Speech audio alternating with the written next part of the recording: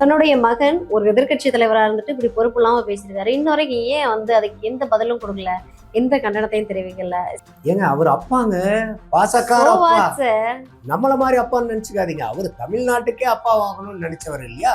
அதனால வந்து தமிழ்நாட்டுல இருக்கக்கூடிய எல்லாரும் அவங்களுக்கு பிள்ளைங்க மாதிரி தானே. அப்போ ஒரு பெண்ணை இப்படி தரக்குறைவா த்ரிஷாவும் பிள்ளைதான். தன்னுடைய ஒரு பிள்ளைய இன்னொரு பிள்ளை இவ்வளவு அசிங்கமா அநாகரிகமா பேசுறத அவரு பொறுத்துக்கிறாருன்னா அவர் எவ்வளவு பெரிய அப்பான்னு நீங்க பாத்துக்கீங்க. எடப்பாடியார் அவர்கள் அம்மையார் சசிகலா காலில் விழுந்ததை எவ்வளவு பச்சையா பேசினார் இல்லையா? இவரு அப்பேற்பட்ட நபர் தானே உதயநிதி ஸ்டாலின் அவர்கள். அதனாலதான் என்னுடைய கைதை காமெடியா பாக்குறேன்ட்டு ஜீப்ல ஏறி போயிட்டு இருக்காரு. இப்ப இது காமெடியா பாக்குற விஷயமா? இது கன்றாவியான விஷயம். இது காமெடி விஷயம் இல்ல, கன்றாவியான விஷயம். நீங்க பேசுறது காமெடியா? கேவலமான விஷயம், அசிங்கமான விஷயம், அற்பமான விஷயம், அல்பமான விஷயம். இந்த கைது நடவடிக்கை கண்டிக்கத்தக்கது அப்படின்னு அதிமுகல இருந்து குரல் வருது சார். ரெண்டு ஒண்ணு தானே. அதிமுக திமுக தான் எலெக்ஷனுக்கு அப்புறம் எல்லாருக்கும் தெரிஞ்சு எல்லாத்துக்குமே தான் இப்ப அப்பட்டம் ஆயிடுச்சு. இன்னைக்கு வந்து KP முன்சாமி ஐயா அவர்கள் வந்து கைதை கண்டிக்கிறாரு. கண்டிங்க, நானும் அதை வரவேற்கிறேன். முதல்ல பேச்சையும் கண்டிக்கணுமா இல்ல? நான் திருப்பி எதுதான் சொல்றேன் ரவீனா.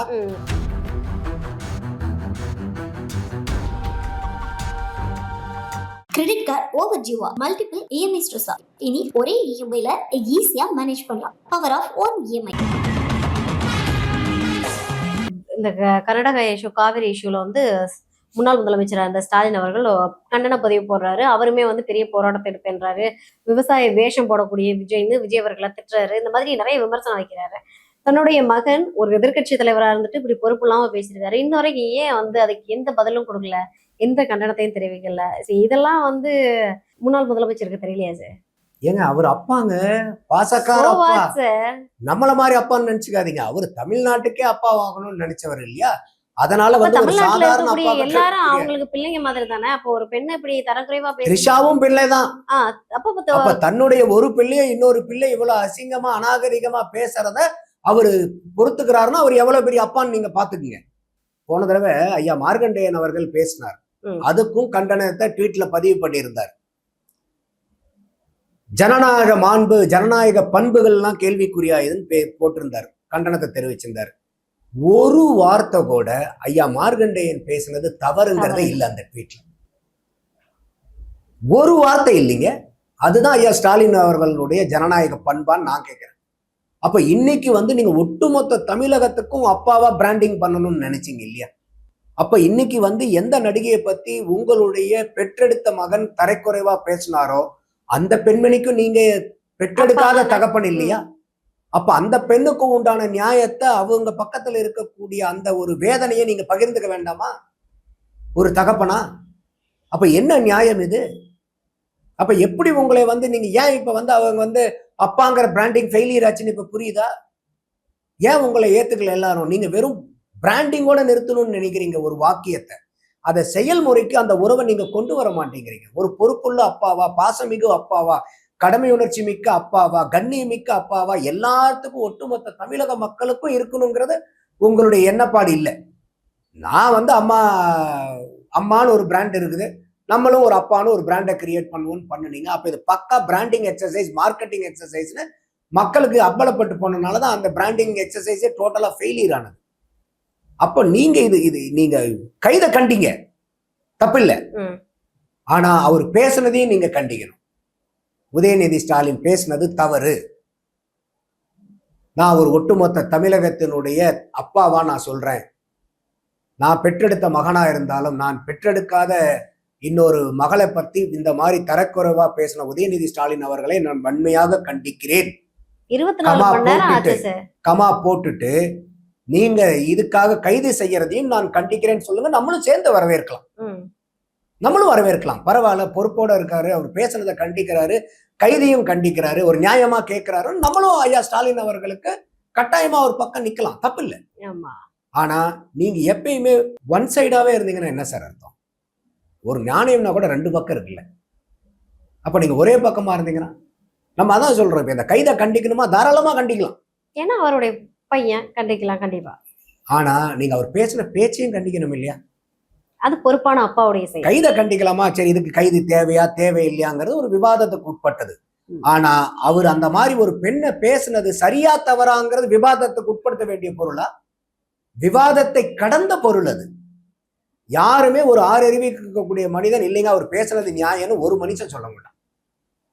இல்ல சார், ஊர்ல எல்லாம் என்ன தெரியுமா பண்ணுவாங்க, வளர்ப்பு சரியில்லை அப்படிதான் நம்மள திட்டுவாங்க நம்ம ஏதாவது தவறா ஆமா. பேசணும் அப்படின்னா. இப்ப வந்து சிஎம் ஸ்டாலின் அவர்களை பார்த்தா எல்லாரும் அப்படிதான் கேட்பாங்க. அது அவருக்கு தான் கெட்ட பேரு. ம். ஐயா ஸ்டாலின் அவர்களுக்கு மிகுந்த கெட்ட பேர். இது கொஞ்ச நெஞ்ச அவப்பெயர் அவர் தேடி தரல. இது என்ன ஃபர்ஸ்ட் டைம் அவர் பேசுறது? ஸ்லிப் ஆஃப் த டங்க்ல வந்துருச்சா? எடப்பாடியார் அவர்கள் அம்மையார் சசிகலா காலில் விழுந்ததை எவ்வளவு பச்சையா பேசினார் இல்லையா இவரு? அப்பேற்பட்ட நபர் தானே உதயநிதி ஸ்டாலின் அவர்கள். இதை புதுசா இதுதான் ஃபர்ஸ்ட் இன்ஸ்டன்ஸ் அவருக்கு. இல்லைங்க வாய் தவறி வந்துருச்சுங்க, ஒரு பொது மேடையில பேசும்போது அவ்வளவு பெரிய கிரௌடுல தெரியாம பேசிட்டாருன்னு சமாளிக்கக்கூடிய பகிரங்கமா வார்த்தை அது. மன்னிப்பாவது கேட்டிருக்கலாம் சார். இப்ப வரைக்கும் அவர் மன்னிப்பு கேட்க கூட தயாரா இல்ல சார். ஏங்க யார் எந்த ஒரு நபர் தான் பண்ணனது தவறுன்னு உணர்ற மனுஷன் தாங்க மன்னிப்பு கேட்பாங்க. தான் பண்ணனது தப்புன்னே அதை உணர மறுக்கிறாள் எப்படிங்க மன்னிப்பு கேட்பாங்க? அதனாலதான் என்னுடைய கைதை காமெடியா பாக்குறேன்ட்டு இது ஜீப்ல ஏறி போயிட்டு இருக்காரு சார். இப்ப இது இது இது காமெடியா பாக்குற விஷயமா? இது கைது கன்றாவியான காமெடி. விஷயம். இது காமெடி விஷயம் இல்ல, கன்றாவியான விஷயம். நீங்க பேசுறது காமெடியா?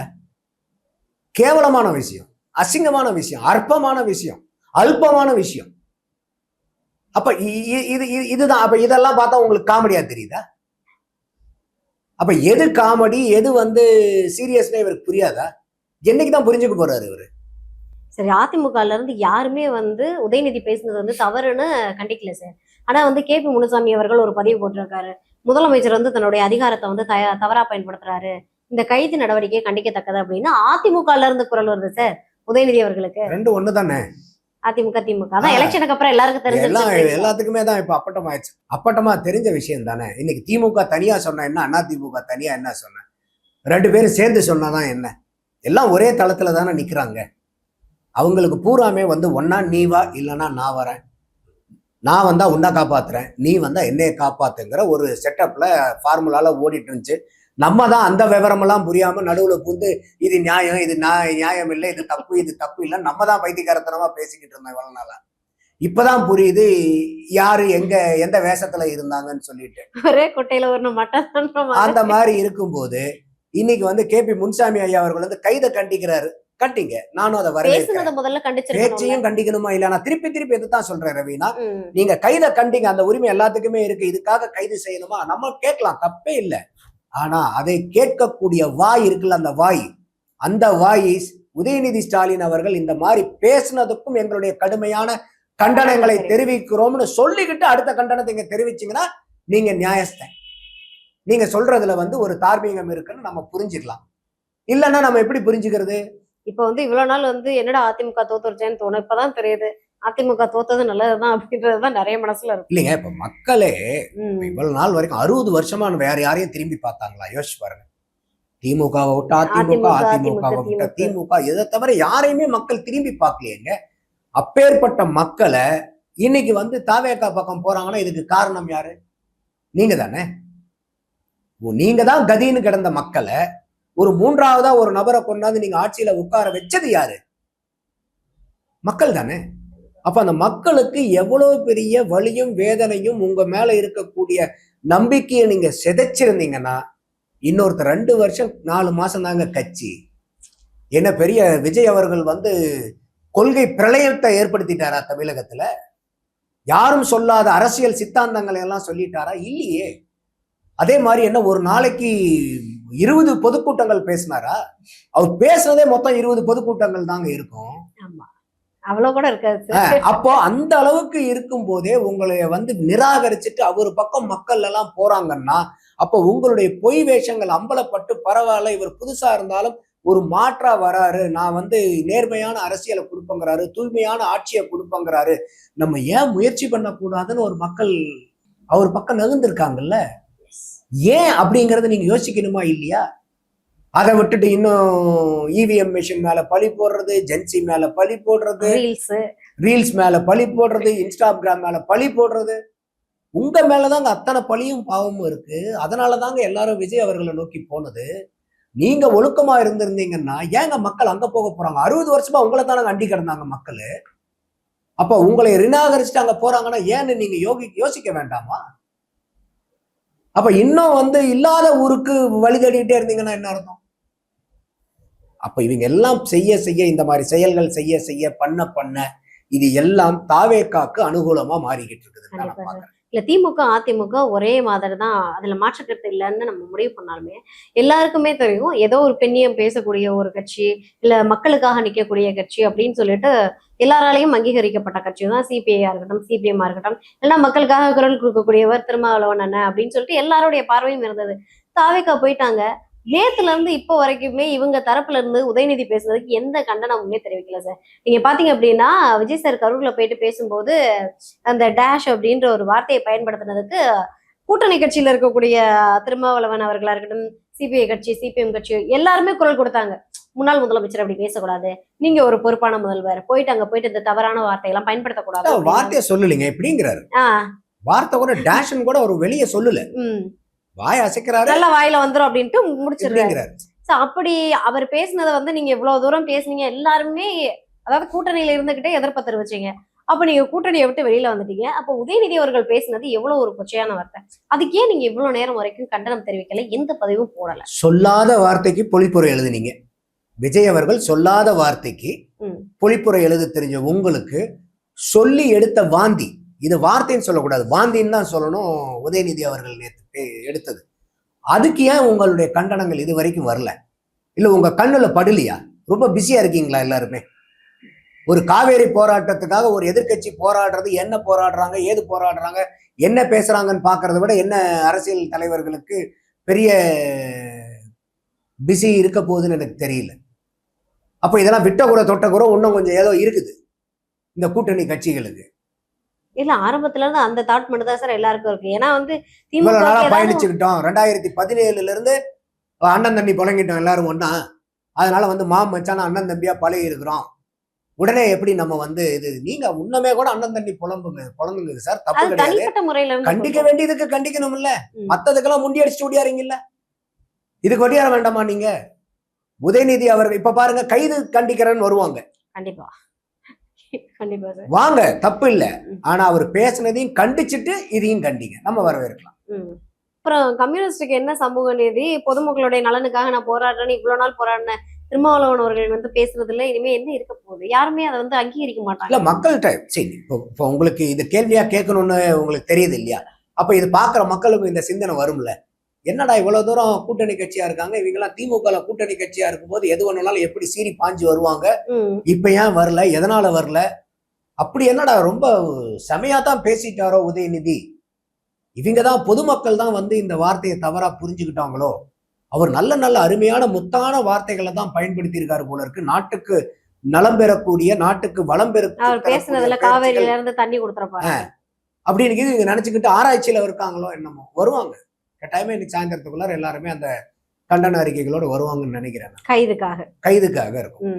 ஏன்னா வந்து இங்க யாருமே வந்து, ஏன்னா திமுக கொண்டுனா உடனே குரல் கொடுக்க ஆரம்பிச்சிடறாங்க சார். எந்த கூட்டணியில இருக்குன்றத இன்னும் மறந்துட்டாங்க. ஏற்கனவே அம்மையார் பிரேமலதா கூட இன்னைக்கு தந்தி டிவில போனோல வந்தாங்க. அவங்க வந்து பாத்தீங்கன்னாக்கா கைதை கண்டிக்கிறோம் அப்படின்றாங்க.